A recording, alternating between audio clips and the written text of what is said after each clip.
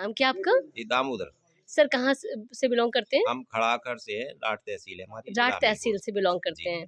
Sir आपने जो agriculture product use करा है तो उसके क्या रिजल्ट आए आपको? मैंने सर एक बार एग्री 82 का प्रयोग किया अपने खेत में। जी मैंने उसमें खरपतवार नाशी के लिए दवा डाली जी और इत्तेफाक ये हुआ कि मैंने दवा डाली, जैसी मैंने दवा डाली उसके 15-20 मिनट बाद पानी बरस गया।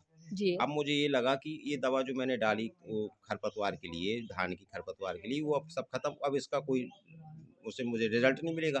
तो मैंने सोचा ये तो बेकार चली गई मेरी दवा। लेकिन इसके बाद मैंने जब देखा 4-5 दिन बाद देखा उसका, तो मेरा एग्री 82 ने मेरा पूरा काम कर दिया कि उसने अपनी खरपतवार मेरी नष्ट हो गई।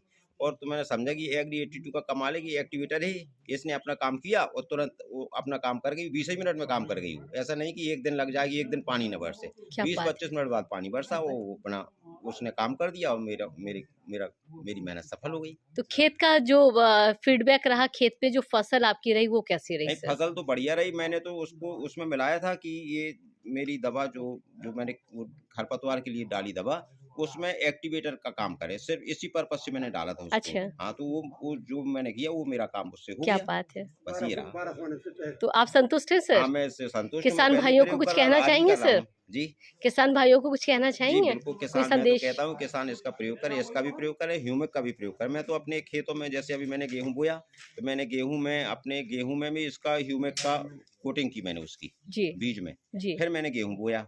क्या बात है। तो और यूरिया में भी, जैसे यूरिया को एक्टिवेट करना है, तो यूरिया में भी मैं इसको एग्री 82 को उसमें कोटिंग कर देते हैं यूरिया में, जी फिर यूरिया डालते हैं। जी। तो यूरिया की भी वो जो क्षमता है बढ़ जाती है, उसकी काम करने की काम करने की क्षमता। हाँ कैपेसिटी बढ़ हाँ, जाती तो है। जैसे सभी लोग हमारे गांव में, जैसे अभी सभी लोग लगभग 1 बीघे में 2 बैग यूरिया डालते हैं। जी। मुझे 1 ही बैग यूरिया से पूरा काम हो जाता है क्या बात है। और उससे भी कम पे। जी अब जैसे अभी मुझे, अब आज ही अगर टाइम मिल गया तो आज ही मुझे ह्यूमिक और यूरिया का छिड़काव कराना, उसमें यूरिया जो नैनो यूरिया डालूंगा उसमें अभी, जी। और ये ह्यूमिक और एग्री 82 तीनों का मिश्रण तो करके फसल भी। से संतुष्ट है जो हाँ, फसल? पूरी तरह से। मतलब लागत भी कम हाँ, लगती है, लागत भी कम रिजल्ट लगती भी? है। यूरिया तो कम डालने के मूड में रहता हूँ मैं कि जी यूरिया कम डालनी पड़े। जी तो अब ऐसे ये तीनों का मिश्रण करके डालूंगा, जी। तो यूरिया छिड़काव करूंगा, जमीन में नहीं जाएगी वो। क्या बात है। ये करेंगे। तो सर सबसे बड़ी बात है, अगर कंटिन्यू यूज करेंगे तो क्या लगता है कि जैविक खेती हाँ, हो तो जाएगी हमारी? हाँ, जैविक हो जाएगी।